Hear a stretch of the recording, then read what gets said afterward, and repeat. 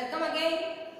In this topic, we will study about soil as a resource. In our previous video, we have learned about the land resource and land utilization and land use pattern in India, as well as how can we conserve the land and land degradation. Okay, तो इस video में हम देखेंगे soil as a resource. Soil is very important. Yes, is it important? Yes or no? Yes, definitely soil is very important. It is a natural renewable resource. ये renew होती है and it is important for the plant growth. Plant growth करने के लिए भी important होती है, as well as it is important for the different type of living organism. अलग अलग टाइप के जो लिविंग ऑर्गेनिज्म है इसके लिए भी सॉइल इंपॉर्टेंट है. Means soil is the living system. Soil क्या है? लिविंग सिस्टम है. तो सॉइल फॉर्मेशन कैसे होता है? तो what factors are responsible for the soil formation? So many factors are responsible for soil formation, just like a relief, bedrock, parent rock, temperature, climate. ये सारी चीजें सॉइल फॉर्मेशन के लिए इंपॉर्टेंट है. जैसे जैसे क्या होता है, वेरियस फोर्सेस ऑफ नेचर, जो नेचर में अलग अलग फोर्सेस होते हैं उसके जो such as changes in temperature, various forces of nature such as changes in temperature, running water, glacier, wind, all these things are responsible for the soil factors. So let us see.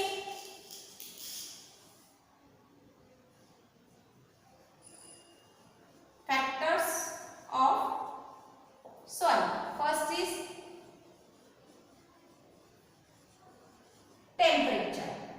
So how is temperature responsible for the soil factor? Temperature जब increase होता है तो atmosphere में क्या होती है? Heat होती है. हीट की वजह से क्या होता है? जो रॉक है, रॉक एक्सपांड होता है. ओके, हीट की वजह से रॉक एक्सपांड होता है. नाइट में, डे में देखा जाए तो टेम्परेचर हमेशा हीट होता है, गर्म होता है, and in night temperature cold. और ये कूल सीजन में भी टेम्परेचर कूल रहता है. तो उस समय क्या होता है? जो रॉक है वो कॉन्ट्रैक्ट होता है. ओके, समझ रहे हैं आपको? रॉक गर्मी में, हीट में एक्सपांड होता है, और वही जो ठंडी में क्या होता है? कूल समय, कूल टाइम में कॉन्ट्रैक्ट होता है, सिकुड़ना. तो इसकी वजह से क्या होता है? रॉक का बड़ा होना, सिकुड़ना, बड़ा होना, सिकुड़ना. इसकी वजह से रॉक, जो बड़े बड़े रॉक है, वो स्मॉल पार्टिकल्स में कन्वर्ट होते हैं, उसका डस्ट होता है, और उसी की वजह से क्या होता है? सॉइल फॉर्म होता है. Factors of soil formation. Okay, soil form होता है. Got it? आपको समझा टेम्परेचर कैसे रिस्पॉन्सिबल है? हीट की वजह से रॉक एक्सपांड होते हैं, कूल वेदर की वजह से रॉक कॉन्ट्रैक्ट होते हैं, और एक्सपांड कॉन्ट्रैक्ट के प्रोसीजर में रॉक टुकड़ों में डिवाइड होते हैं, टूटना शुरू होते हैं. धीरे धीरे स्मॉल पार्टिकल्स होते हैं, उसके डस्ट होता है, उसका डस्ट बनता है, और वैसे ही सॉइल फॉर्म होते हैं. Then second thing is responsible for wind. Okay, wind, friction की वजह से क्या होता है? विंड भी क्या करती है? जो इस रॉक को तोड़ने में हेल्प करती है. जो फोर्स होता है विंड का रॉक के ऊपर, लगातार फोर्स होने की वजह से जो रॉक्स होते हैं वो भी टूटना शुरू हो जाते हैं, थोड़ा थोड़ा टूटना शुरू हो जाते हैं. और विंड भी जो है रिस्पॉन्सिबल फैक्टर्स है for the soil formation. Okay, अब इसके बाद हम देखते हैं वाटर. अब वाटर कैसे हो गया है? जैसे हमने देखा टेम्परेचर की वजह से हीट एक्सपांड होना, उनकी वजह से कांटेक्ट होना, उसकी वजह से जो रॉक में दरारें हो जाती है. ओके, रॉक में क्या हो जाती है? दरारें हो जाती है. उस दरारों में क्या होता है? Rain water. रेन वाटर वहां पे जब फिक्स होता है तो वो वाटर होता है, फ्रीज होता है. क्या होता है? फ्रीज हो जाता है. और जब फ्रीज होता है उस क्रैक में, तो फिर से क्या होता है? वो क्रैक एक्सपांड होती है, और एक्सपांड होने की वजह से वो क्रैक धीरे धीरे टूटना शुरू हो जाती है, और उसी को सॉइल फॉर्मेशन में वो हेल्प करती है। तो water is also third form of formation, factors of soil formation. Means water का देखा हमने कि क्रैक में वाटर जाता है, वहां पे वो फ्रीज हो जाता है, उसका आइस कन्वर्ट, और उसकी वजह से वो जो एरिया है फिर से एक्सपांड होता है। Then third one is living organism. Okay, अब लिविंग ऑर्गेनिज्म किस टाइप से हेल्प करते हैं वो देख लेते हैं हम। Okay, the living organism is also the another factors of the soil formation. इसमें लिविंग ऑर्गेनिज्म में आ गया प्लांट्स, आ गए एनिमल्स, आ गए। ओके, प्लांट्स एनिमल्स क्या होते हैं, डिकम्पोज होते हैं, मिट्टी में मिल जाते हैं और उससे भी न्यू फॉर्मेशन होता है। ये हमने देखा plants, lichens, mosses, this is also responsible for the soil formations. Means ये आते हैं लिविंग ऑर्गेनिज्म में। हमने देखा कि जैसे ट्रीज के जो लीव्स है वो गल जाते हैं, उसके बाद जैसे एनिमल्स है वो डिकम्पोज हो जाते हैं और उसी से न्यू सॉइल का फॉर्मेशन होता है। But it takes a millions of years, इसके लिए बहुत समय लगता है। We know that soil is a natural resources, but ऐसा नहीं है कि रॉक, बहुत बड़ा रॉक एक दिन में टूटकर कन्वर्ट हो गया मिट्टी में, नहीं। It's takes a millions of years to form a soil. इस तरीके से फैक्टर्स देखा हमने, temperature, wind, water, living organism में प्लांट्स आते हैं, निंचेस आते हैं, एनिमल्स आते हैं, ये सारे लिविंग ऑर्गेनिज्म में आते हैं। And it's also responsible for the formation of soil. तो ऐसे ही देखा कि soil consist of organic matter and कौन कौन से क्या होते हैं उसमें, ऑर्गेनिक मैटर होता है एंड इनऑर्गेनिक मटेरियल्स होता है। Organic materials and inorganic materials में ह्यूमस आता है। Humus is very important, humus बहुत इंपॉर्टेंट होता है। तो इस तरीके से क्या किया गया है, सॉइल फॉर्मेशन आपको बताया गया है। सी इन पेज नंबर, आपके बुक के पेज नंबर 7 में देखिए, सॉइल फॉर्मेशन बताया गया है। सॉइल किस टाइप से फॉर्म की गई है, तो see top soil the upper soil layer, जो मेन टॉप सॉइल होती है, जो सबसे ऊपरी सतह होती है वो होती है टॉप सॉइल। इसे जो इस तरीके से सॉइल को बनाया जाता है हॉरिजॉन कहा जाता है। इसे ये हो गया, ये पैरेलल में रहते हैं। ये कैसे रहते हैं, पैरेलल में, मींस एक के नीचे एक सॉइल की परत रहती है, हॉरिजॉन। तो ये जो सबसे ऊपर की सॉइल रहती है, it is top soil. It is important for the plant growth. Plant growth करने के लिए बहुत इंपॉर्टेंट होती है, लिविंग ऑर्गेनिज्म के लिए बहुत इंपॉर्टेंट होती है। तो ये हो गया हमारी टॉप सॉइल। उसके बाद ये हो गई सब सॉइल। ओके, ये सब सॉइल हो गया। Another soil weather, third portion में आपको दिखेगा weather, parent rock material, weather parent rock material, और इसके नीचे आपको देखने को मिलेगा अनविदर्ड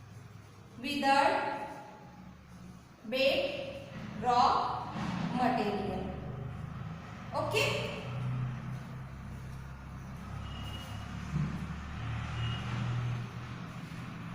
दिख रहा है आपको, the top soil is important. अभी जस्ट बताया मैंने कि top soil is very important for the plant growth as living organism के लिए। सब सॉइल में आपको देखने को मिलेगा रॉक, क्ले, ये सारे आपको सब सॉइल में, सैंड, रॉक, क्ले, ये सब सॉइल में आपको देखने को मिलता है। सैंड, रॉक, क्ले, ये सेकंड लेयर में आपको देखने को मिलेगा। थर्ड लेयर में आपको विदर्ड पैरेंट रॉक्स मटेरियल्स, यानी जो बड़े बड़े रॉक मटेरियल्स होते हैं, बड़े पत्थर जो होते हैं। विदर्ड, उसका क्या होता है, टूटना। पैरेंट रॉक जो बड़े पत्थर होते हैं उसके टुकड़े, weathered. And unweathered bed rock material में आपको जो टूटते नहीं है। It is this layer is important for the ground water. It is important for ground water के लिए इंपॉर्टेंट है। तो देखिए, जो top soil, it is a very fertile soil. ये बहुत फर्टाइल सॉइल होती है क्योंकि लिविंग ऑर्गेनिज्म यहीं पे होते हैं, डिकम्पोज होता है उसका, उसके उसकी वजह से सॉइल फर्टिलिटी होती है, न्यू सॉइल फॉर्म होती है, new soil always is a fertile soil. फिर इसके कुछ फर्टिलिटी है वो सब सॉइल में जाकर मिल जाती है, तो ये भी एरिया हमें थोड़ा सा फर्टाइल मिलता है। इसमें सैंड भी होता है, रॉक भी होता है, क्ले भी होता है, लेकिन इसमें हमें फर्टिलिटी देखने को मिलती है। बट विदर पैरेंट रॉक में फर्टिलिटी हमें नहीं देखने को मिलती। यहाँ पे पत्थरों के जो टुकड़े होते हैं एंड देन यहाँ ये जो एरिया है ये क्या करता है, वाटर को कंजर्व करके रखता है, वाटर को लॉगिंग करके रखता है एंड देन वो वाटर वहां से जो वाटर लॉगिंग करके वो जो सप्लाई होता है वो क्या होता है अनविदर्ड बेड रॉक में आता है और इसी की वजह से इरिगेशन के लिए हमें ग्राउंड वाटर की जरूरत पड़ती है। जो ग्राउंड वाटर हमें कहाँ से मिलता है, अनविदर्ड बेड रॉक मटेरियल से हमें ग्राउंड वाटर मिलता है। Got it? आपकी आइडिया क्लियर हो चुकी होगी। तो इस तरीके से सॉइल फॉर्मेशन देखा और it is a soil profile. ये आपके पेज नंबर 7 में दिया गया है सॉइल प्रोफाइल की पिक्चर। तो आपको इसको you have to draw it in your geography notebook in a blank page. Geography जो प्रैक्टिकल नोटबुक लेते हो आप, उसमें आपको इसको ब्लैंक पेज में ड्रॉ करना है। आता है make a diagram of soil profile as it is explain it, इसको एक्सप्लेन भी करना है। तो देखा आपने इस तरीके से सॉइल फॉर्मेशन देखा, हमने सॉइल प्रोफाइल देखा। फिर इसके बाद बताया गया कि on the basis of the factors responsible for the soil fertile, soil factors में जो रिस्पॉन्सिबल है तो उससे हमने सॉइल का टेक्सचर पता चलता है, सॉइल का एज पता चलता है, सॉइल का थिकनेस पता चलता है, then chemical and physical properties हमें पता चलती है। तो इससे क्या किया गया है, सॉइल को क्लासिफाई किया गया है। तो soil classified as a different types of soil, अलग अलग टाइप्स की सॉइल को क्लासिफाई किया गया है। तो India has a vast relief features, India में अलग अलग टाइप के लैंडमार्क्स है, रिलीफ फीचर्स है और उसी की वजह से वही देखते हुए इंडिया में अलग अलग टाइप की जो सॉइल है आपको देखने को मिलती है। तो उसमें से सबसे पहला फर्स्ट सॉइल का टाइप दिया गया क्लासिफिकेशन ऑफ सॉइल में alluvial soil. Alluvial soil is very very fertile soil, ये बहुत फर्टाइल सॉइल होती है and it is in the northern place of India. India के नॉर्दर्न प्लेन्स में आपको देखने को मिलेगी फर्टाइल सॉइल।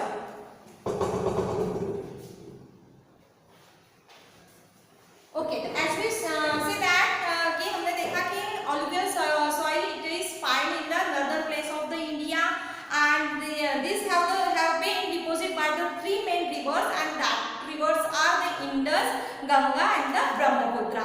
जो इंडस रिवर है, जो गंगा रिवर है, जो ब्रह्मपुत्र रिवर है, वो अपने साथ ये फर्टाइल सॉइल को लेकर आते हैं, वहां पर लेकर आते हैं और वो नॉर्दर्न प्लेन्स में डिपोजिट करते हैं। So northern plains is very fertile place and so people want to settle around that place. इसीलिए लोग क्या चाहते हैं कि हम किस एरिया में रहें, नॉर्दर्न प्लेन्स में। It is useful for the agriculture, ये किस लिए यूजफुल है, एग्रीकल्चर के लिए यूजफुल है। And the soil also extend और जो ये सॉइल है ये आपको एक्सटेंड मिलेगी, राजस्थान में भी आपको देखने को मिलेगा। See here is the map of India. First is second part there is alluvial, दिख रहा है आपको इंडेक्स में। तो ऑलुवियल जो पोर्शन है northern plains, it is a northern plains, it is a northern plains and Gujarat का राजस्थान के पोर्शन में भी आपको देखने को मिल रहा है कि ये ऑलुवियल सॉइल आपको देखने को मिलती है गुजरात एंड राजस्थान। तो यहाँ पे जो फेंट ग्रीन कलर है इससे आपको देखने को मिलेगा ऑलुवियल सॉइल, जो इंडिया में कहाँ आपको देखने को मिलती है। Then alluvial soil is also found in the eastern coast, eastern coast में भी आपको देखने को मिलती है और ये किसकी वजह से होती है, the delta of some river, जो रिवर्स, कुछ रिवर ऐसे जो डेल्टा क्रिएट करती है ईस्टर्न पोर्शन में and that rivers name is Mahanadi, Krishna and Kaveri rivers. वो कौन से रिवर्स है जो ईस्टर्न कोस्ट में आपको देखने को मिलता है, ये है कृष्णा, ये कृष्णा रिवर्स, महानदी एंड गोदावरी। ये अपने साथ क्या लेकर आते हैं, अपने साथ ये फर्टाइल सॉइल लेकर आते हैं, यहाँ पे डिपोजिट करते हैं। So this place is also important for the agriculture, ये भी प्लेन्स में एग्रीकल्चर किया जाता है। तो इस तरीके से हमने देखा ऑलुवियल सॉइल के बारे में। Alluvial soil is consist of different type of properties. इसमें आपको सैंड देखने को मिलेगा, सिल्ट देखने को मिलेगा, क्ले देखने को मिलेगा इसमें and as we move inland toward the river, अगर आप रिवर से इनलैंड की ओर जाओगे तब soil properties appearing bigger in size, जो सॉइल की प्रॉपर्टीज होती है उसका साइज क्या होता है, बढ़ जाता है। Okay, got it? समझ में आया आपको ऑलुवियल सॉइल के बारे में? यस।